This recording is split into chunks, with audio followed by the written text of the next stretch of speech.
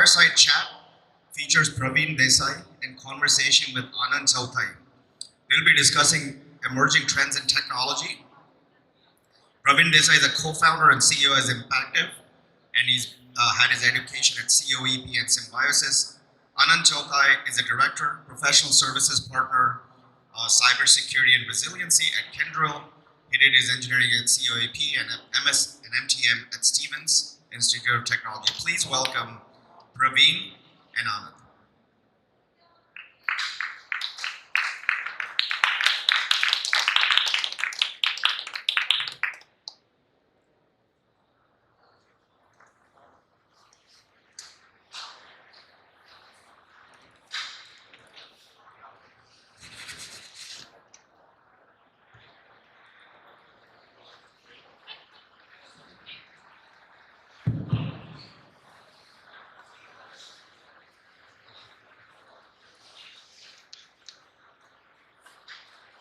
Good morning. Thank you for staying for this session. This will be the last program in this particular session in the morning.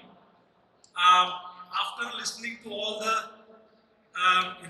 our esteemed guests, we are going to conclude today's session talking to a very successful entrepreneur and learn from him how his journey began and how he navigated through corporate ladder and started his company and reached to a pinnacle within 3 years.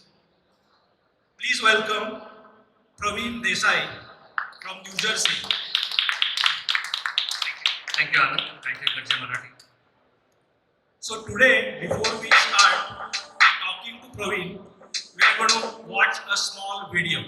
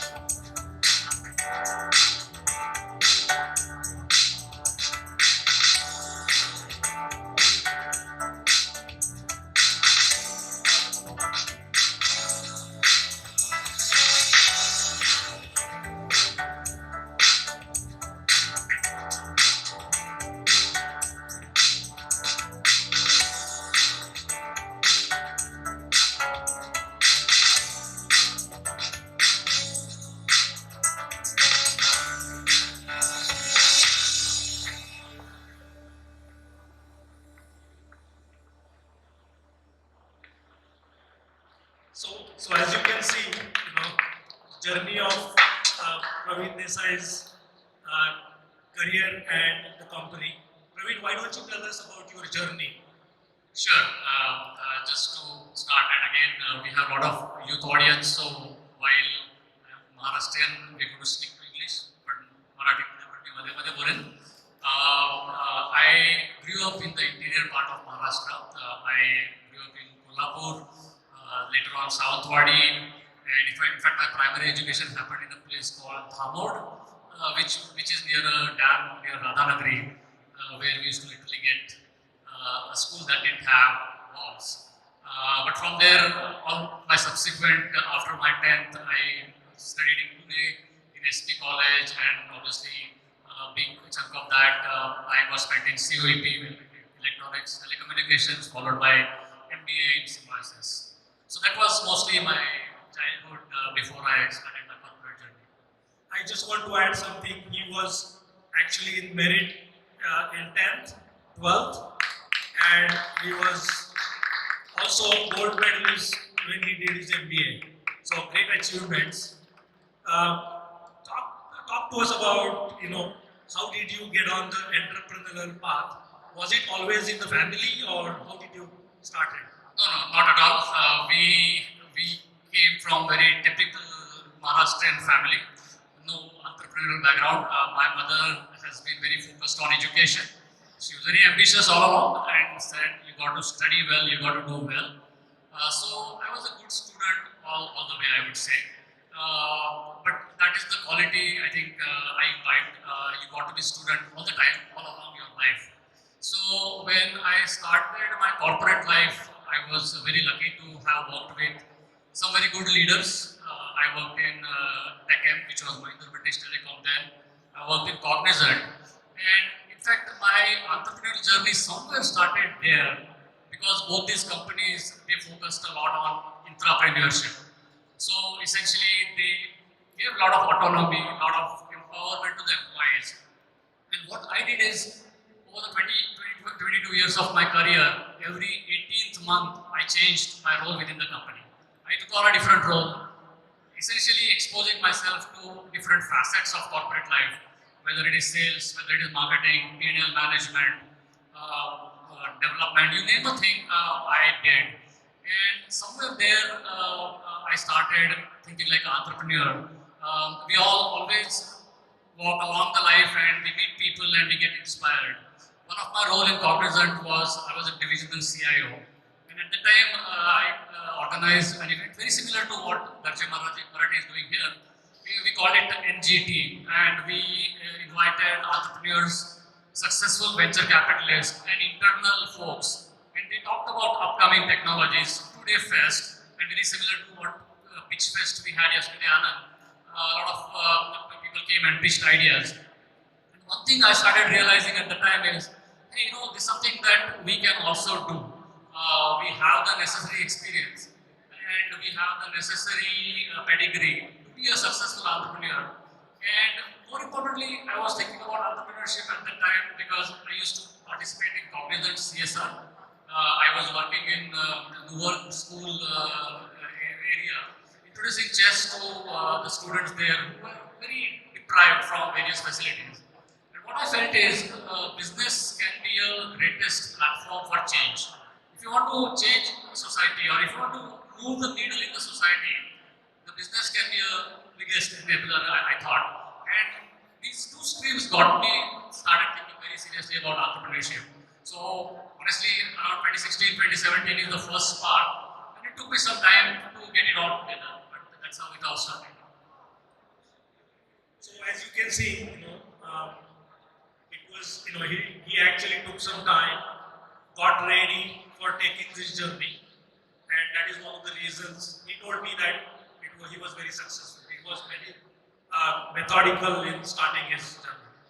So two things I want to ask you about. Tell us about what your business was. And as we saw in the video, you guys, one of the reasons you guys had great success and became very successful in less than 3 years was the culture of your company. Would you talk about that? Sure, Anand. So let let me first explain the business because not probably is from that background. I'll put it simply, right? So it is a B2B business. Essentially, there is a platform called a Salesforce. What Salesforce does is it organizes your customer data and allows a business to run sales, marketing, service, commerce, run communities, events like this, right? So Salesforce is the largest, it's the number one platform when it comes to enterprises managing their customer relationships. And it's an expensive platform. It's expensive software that companies buy. So when they buy, they need implementation support.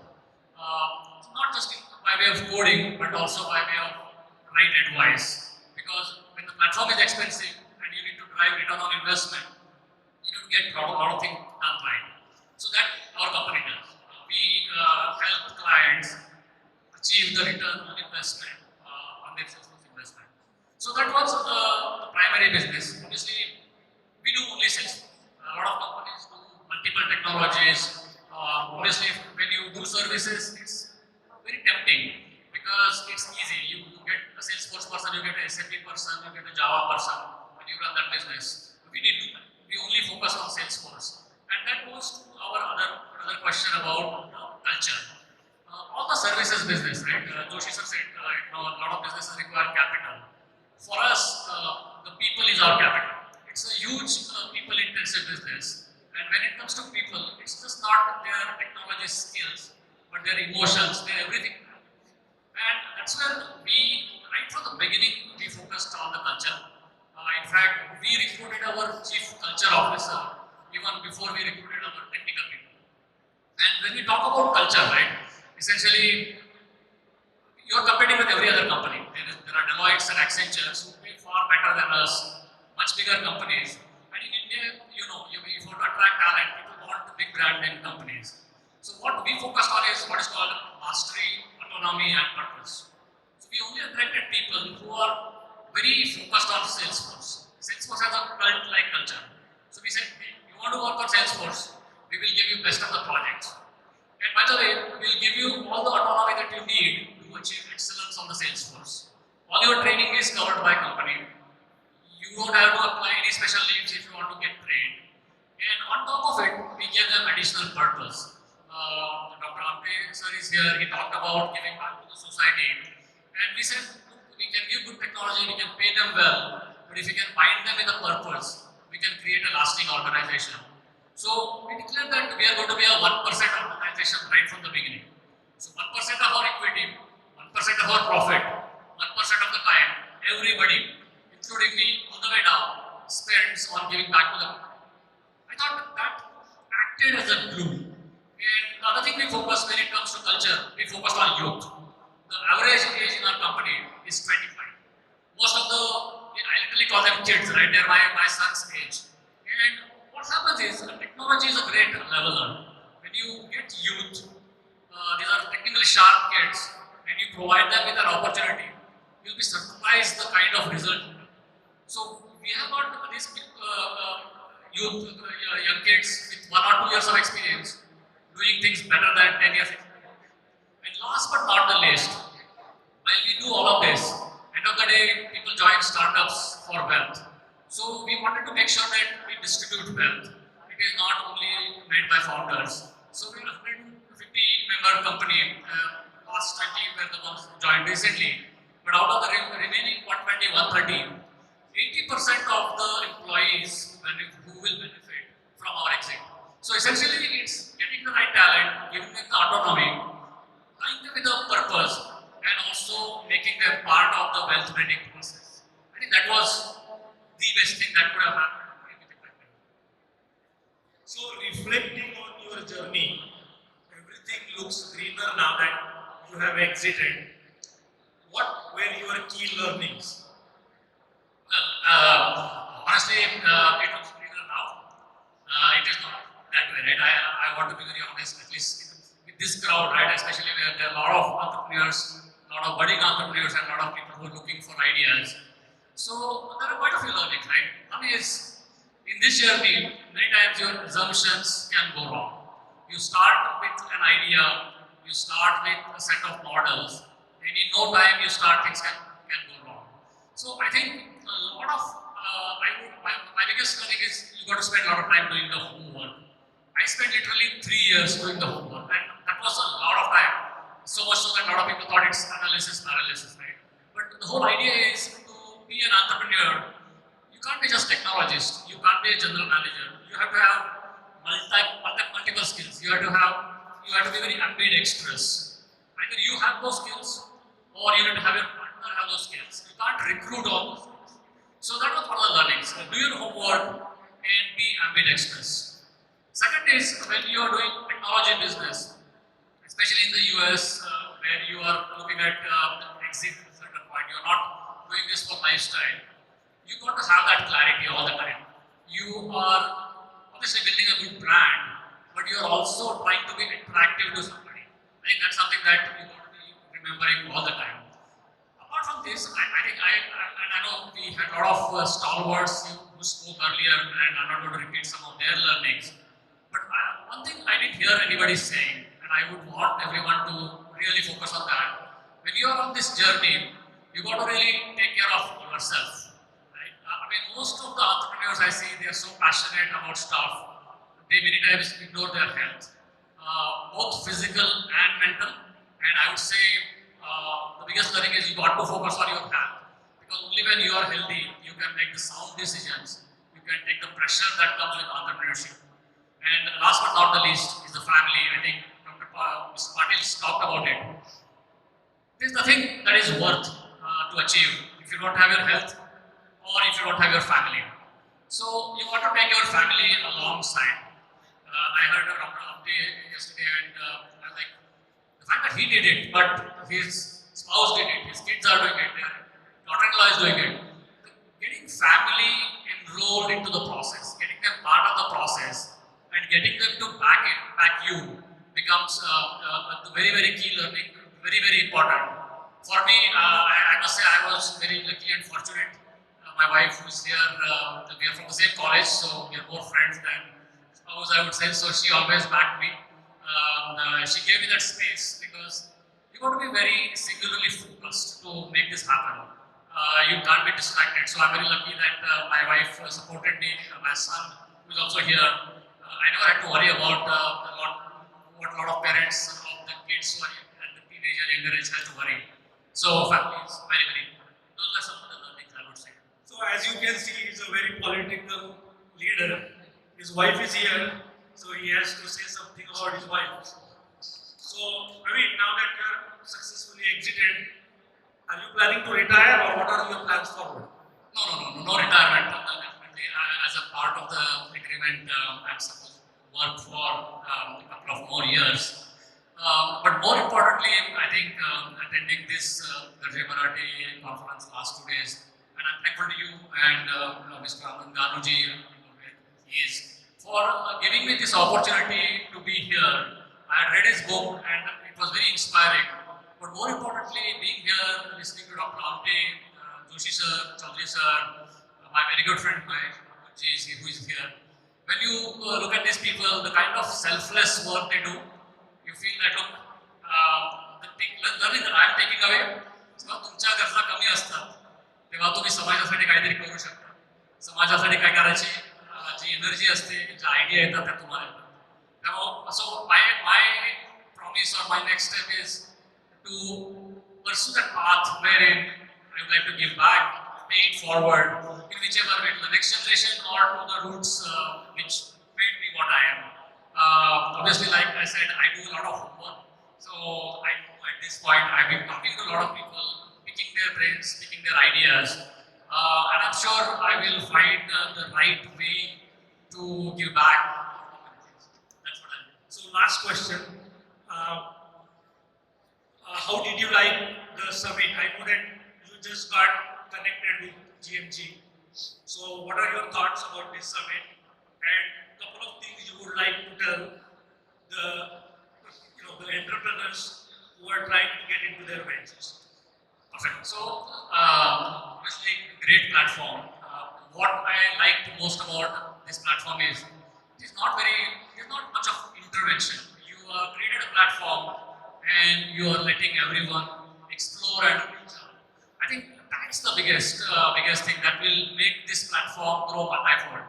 I was very fortunate to attend the Pitch Fest yesterday, and the kind of ideas that we saw, especially from some of the people who are so young, and I was talking to some of them earlier, and I said, at your age, I could barely spell the word entrepreneur correctly. So the fact that Garje Marathi is doing that, some of them said that they were mentored by Garje, the office bearers and directors. So it is a great thing that Garje is doing in terms of mentoring the next generation, passing it forward. Second thing I also like is about the variety of content and the kind of speakers you got. Because all of us grow and rewire when we hear diversity of opinion. When you hear from a government officer, when you hear from Padma Shri Award winner, when you hear from governor of COAP, technologists turn nuclear scientists turn entrepreneurs.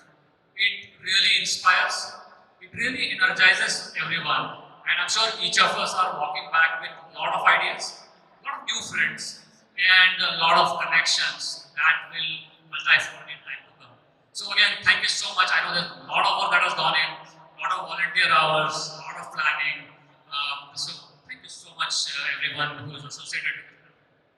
So I want to thank you, Pravin, for coming here and sharing your journey with us. Thank you.